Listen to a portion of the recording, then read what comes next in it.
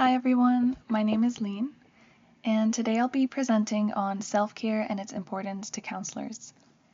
In this presentation, I'll be walking us through why self-care matters so much in our work, what the research says, how it connects to ethics, culture, professional competence, and a lot of things in between. We'll also look at practical strategies and why self-care can evolve over different stages of a counselor's career. My hope is that you'll leave today with a deeper sense of why self-care isn't just a luxury in the field, and why it is a necessity for both us and our clients. I think sometimes when we hear the word self-care, we picture vacations or coffee breaks or baths, but in reality, it's not just about relaxation, it's a proactive commitment. It's making an ongoing investment in yourself and your well-being because in this work, we are the tool. Our ability as the counselors to be empathetic, present, engaged is what the clients rely on. And if we are drained, then we can't really give them the quality of care that they deserve. If we break it down, there are some key elements. First is self-awareness, just noticing when you're tired, when you're stressed, or maybe even like heading toward burnout. Second is actually addressing those needs. Instead of just pushing them aside, we do something about it. Third is openness to feedback, because sometimes our colleagues or supervisors might spot the signs before we do. And finally, safeguarding both mental and physical health. That's everything from, for example, getting enough sleep to setting healthy boundaries with clients. And why does it matter this much? Counseling is an emotionally demanding profession, so we're holding space for some of the hardest experiences people go through. Without self-care, that load can possibly pile up and eventually turn into burnout or something called a compassion fatigue, or even just losing that spark that we need to do the work well. So again, self-care is not the luxury, it's the necessity, and it's what sustains us, keeps us effective, and allows us to constantly show up for our clients day after day. As counselors, we're constantly giving of ourselves. We're giving emotional energy, our attention, our presence, our expertise. And unlike in most relationships, this giving isn't necessarily reciprocated, right? It's a one-way street. Clients aren't there for us. We are the ones to care for them. And that constant outflow, if we're not mindful of it, creates a unique kind of vulnerability. It's what people mean when they say you can't pour from an empty cup. So if you don't refill ourselves, eventually there's nothing left to give. While we're guiding clients toward their well-being, it becomes easy to neglect our own. And when that happens, the imbalance starts to take a toll, sometimes slowly, sometimes suddenly. It could wear us down and show up as, exhaustion or impaired judgment in some cases. And you'll hear me saying this a lot. Self-care is so critical. It's not just about us. It's about protecting the quality of care that we're constantly striving to provide. So this slide has a little bit more research. Academic studies constantly show a link between self-care and both counselor well-being and effectiveness. We've known for decades that burnout and compassion fatigue are major risks in helping professions. A lot of researchers really bring this to light. They document how emotional exhaustion can compromise both our health and our ability to help clients. And research doesn't just highlight the problem, it also helps us point to solutions. So again, it's shown that when counselors commit to intentional self-care practices, then they become more resilient and better able to sustain long-term careers. Here we have the wellness wheel. It's helpful because it reminds us that self-care isn't just about one or two areas, like getting enough sleep or exercising. It's actually more holistic. All of the parts of our lives are interconnected. Wellness wheel includes physical health, emotional balance, spiritual grounding, social connection, intellectual growth, and occupational well-being. If one of these areas is neglected, it often shows up in another. For example, if we're emotionally drained, it might affect our physical health. Or if our social connections are weak, we might struggle with emotional regulation. The idea is that well-being comes from balance. As counselors, this model encourages us to check in across multiple dimensions, not just the most obvious ones. It's a way to ask ourselves, am I taking care of the whole person, not just pieces of myself? And I think that this is especially useful in practice because it can help us notice blind spots, maybe when we're not doing well occupationally, spiritually feel disconnected, right? So the wheel shows us where to lean in. This slide highlights a really important point. Self-care isn't just personal wellness, it's actually tied to our professional competence. Barnett and colleagues argued in 2007 that self-care is an ethical imperative. In other words, it's not optional. Professional codes like those from the APA, Canadian Psychological Association, even our own CRPO here in Ontario, are clear that practitioners have a responsibility to monitor their own wellness and avoid impairment. The reason being is because when we're exhausted, burnt out, emotionally drained, again, we cannot show up fully for our clients. Our empathy can wear thin, more mistakes are likely to happen. I've said this before also, like the judgment can become clouded. So far, with the slides that we've seen, we've looked at foundational research, but self-care isn't just that older idea. There's been important contemporary work as well. So newer ones emphasize practical strategies that counselors can actually integrate into their daily routines. Things like, and these might sound like common, but very important, nutrition, rest, movement, setting clear boundaries, right? Their work really reinforces the idea that self-care needs to be sustainable in the long term and not just something we reach for in moments of crisis. Clark and Hartley specifically, they focus on more on mindfulness and self-awareness. So they found that these practices not only reduce stress, but also strengthen empathy and resilience. And importantly, they link mindfulness back to ethics because when we're grounded and aware, we make better, more ethical decisions as practitioners. What's exciting about these contributions is that they're adapting self-care to today's realities. Think about digital fatigue from online sessions, systematic pressures in workplaces, and cultural awareness. The field is recognizing that self-care isn't static. It has to evolve along with the environments we're practicing in. So now we can see self-care from a holistic perspective. Self-care is not just physical or mental, it's about all of these interconnected dimensions. So first, we'll talk about the physical wellness because it's what I would consider foundational. Things like sleep, eating well, movements aren't just nice to have or nice to do. They fuel our ability to sit with clients and be present. The mental wellness aspect is about clarity and perspective. So reflective journaling, mindfulness, checking in during supervision helps us reduce that stress and keeps us grounded. Here we have the emotional. As counselors, we carry heavy stories and emotions, not just our own, but also what the clients bring to us. So if we don't have healthy outlets, that weight can build up. And emotional self-care means having ways to process and regulate those feelings. Personal therapy is one option. Journaling is another option. A third one could be practicing self-compassion when our inner critic shows up. Fourth one is maybe setting clear boundaries. and protecting our emotional space so we're not depleted. Another one is spiritual wellness.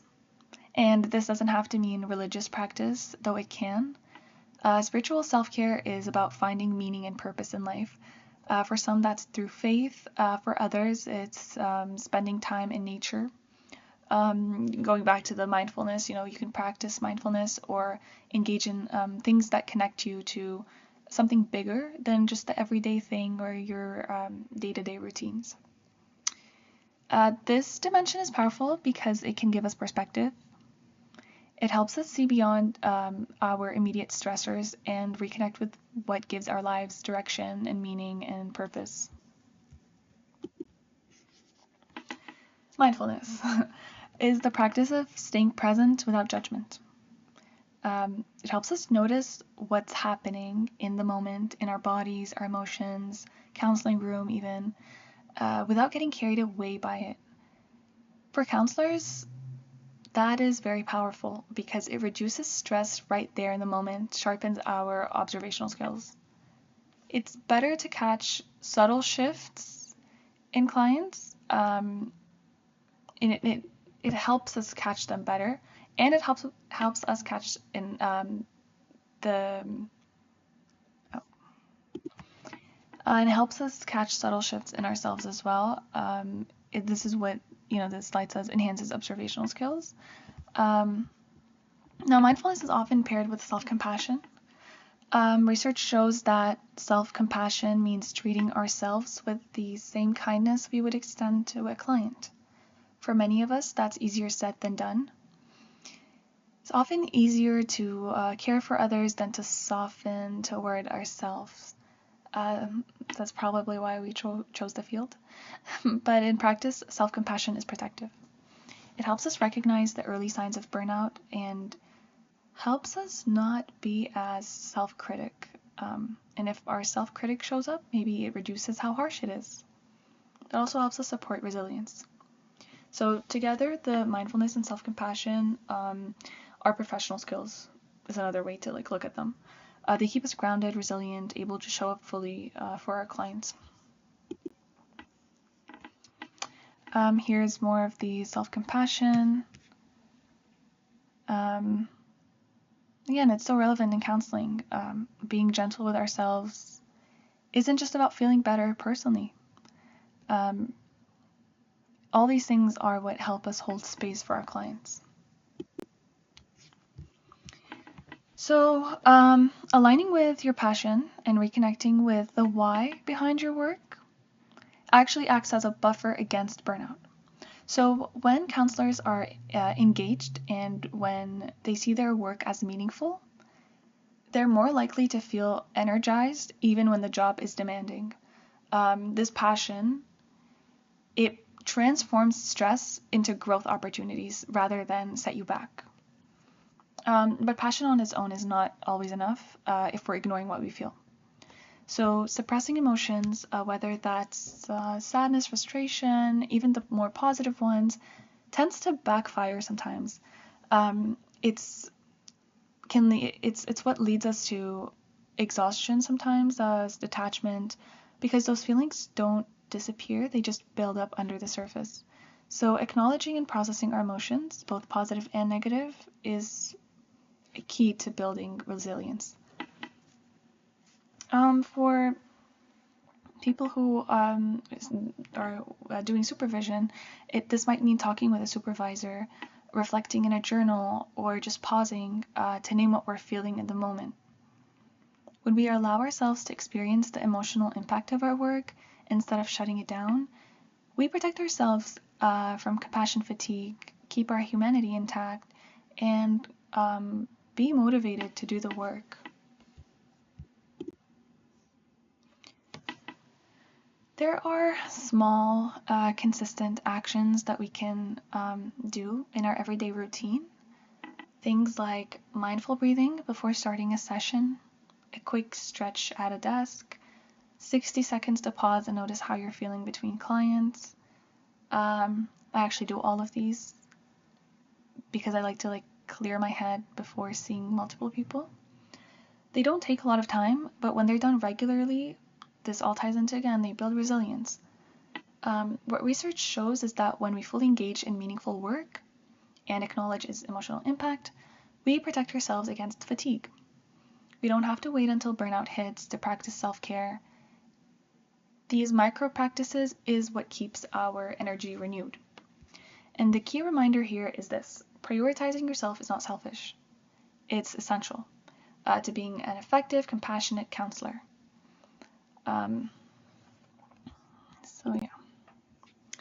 Here is one of my favorite slides, because when we talk about self-care, we are not talking about feeling better in the moment. It's literally about rewiring the brain. So the fatigue that we're talking about, the burnout, the chronic stress, those have real neurological effects. One of them is it shrinks the hippocampus, which is the part of the brain tied to memory and emotional regulation. It also makes the amygdala, the brain's fear and threat detector, more active, which means we're more prone to anxiety and more prone to be reactive. And stress weakens the prefrontal cortex, which is the part responsible for problem solving, focusing, and making good judgments. The good news is that self-care practices can reverse some of these. Mindfulness and exercise both promote brain growth, increasing gray matter and strengthening that hippocampus. Sleep is another big one, because during sleep, the brain consolidates memory and we restore energy. So when we are doing the self-care that we just mentioned, we're not just relaxing, we're actively protecting the parts of the brain we rely on to be effective counselors. The ones I mentioned: memory, focus, empathy, resilience. These are very crucial. So in a way, self-care is brain care. Up until now, we've been talking about self-care at the individual level, what we as counselors can do for ourselves. But it's important to remember that self-care isn't only an individual responsibility. We work with systems, so we work with organizations, schools, clinics, and community agencies. Those systems play a huge role in shaping how sustainable our work feels. We have workload, we have supervision, and organizational culture can either support our well-being or wear us down. That's why it's helpful to think of self-care as a shared responsibility, right? So it's not fair or even realistic to expect counselors to carry all the burden alone. When organizations have a supportive culture, when supervision is good, when we keep our caseloads reasonable, it doesn't just benefit the staff, it benefits clients too. Because healthy counselors lead to healthier client outcomes. So think about it in a way where it's like a broader responsibility, both from the practitioner and the institution, to make sure that the people providing care are well enough to sustain it. And now we talk about the barriers to self-care. I think this is really important because honestly, most of us already know self-care matters. The problem is actually doing it. One big barrier is time and money.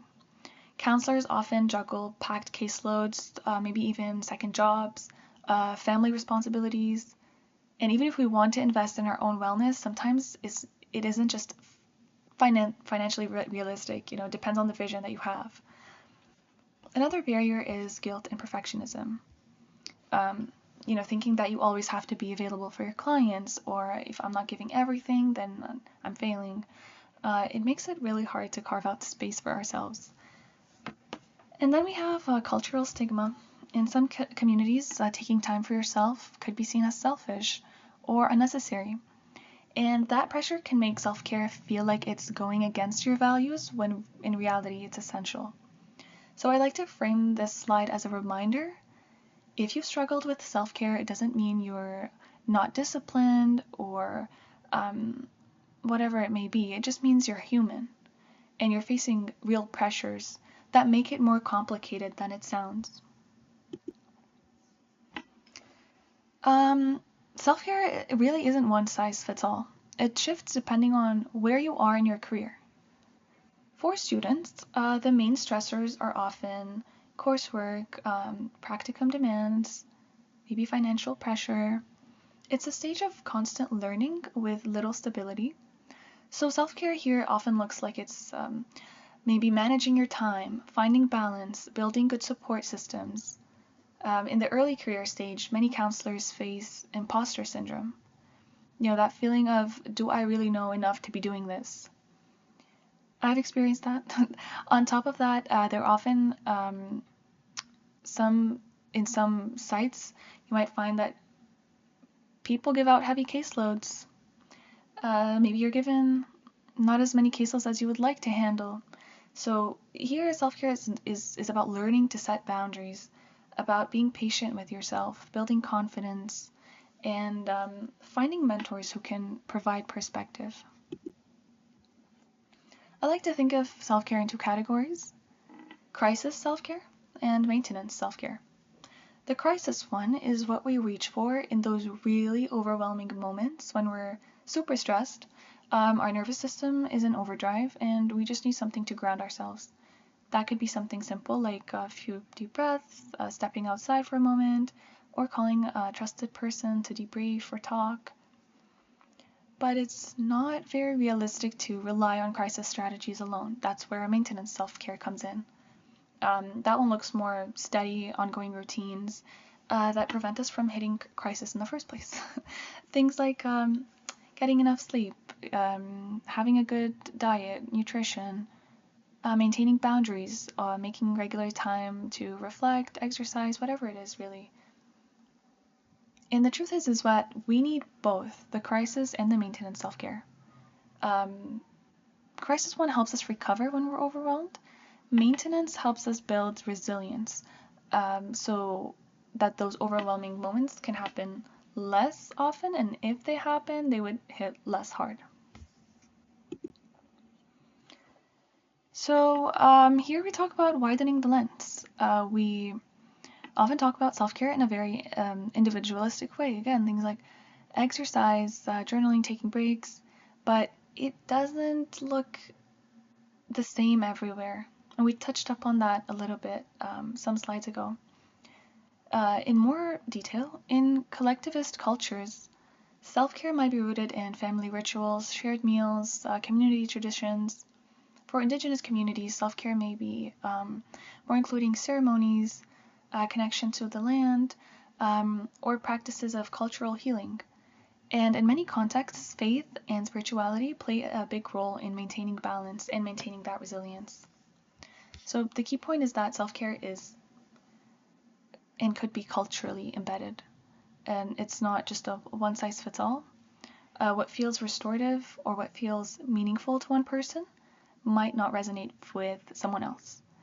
So as counselors, it's important that we hold an inclusive lens when we talk about self-care with clients, or even reflect on our own.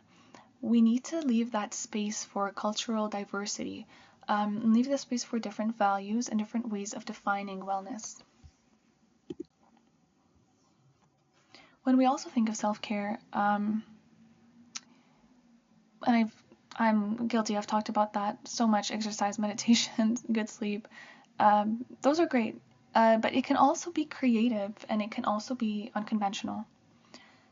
Examples of that are art, dance, gardening, storytelling, music, playful activities. All these can be powerful tools for emotional regulation.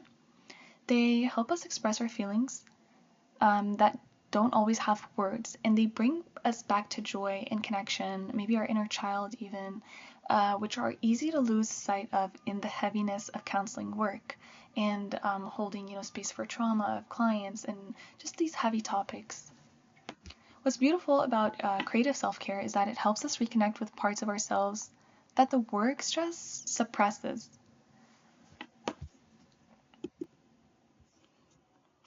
Here, intersectionality really matters. Counselors with marginalized identities, but they're related to race, gender, disability, sexuality, often face systematic stressors alongside the already demanding nature of the profession. That means they're not navigating only one weight, which is client stories, but also things like discrimination, bias, barriers within their workspace or society even. For those practitioners, Self-care is not just about balance, it can be about survival even, resisting burnout in environments that may not feel supportive or even safe. And that's why intentional self-care becomes even more critical and more not optional. So for some, it might mean connecting with affinity groups, leaning on culturally relevant practices, carving out spaces to rest and recharge. The key takeaway here is that it can look different depending on identity, depending on your experiences.